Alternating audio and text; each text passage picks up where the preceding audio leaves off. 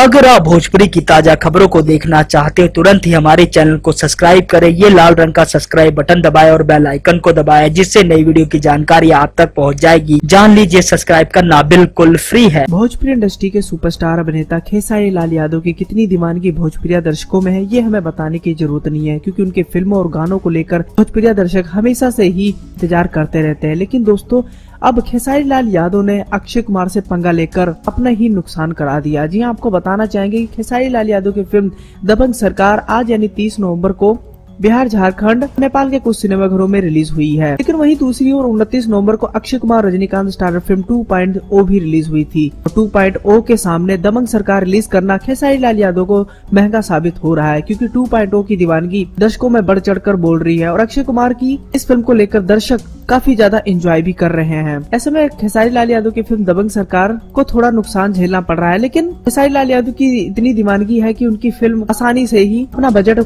पार कर अच्छा खासा बिजनेस कर जाती हैं और दबंग सरकार भोजपुरी इंडस्ट्री की बड़ी फिल्मों में से शामिल है।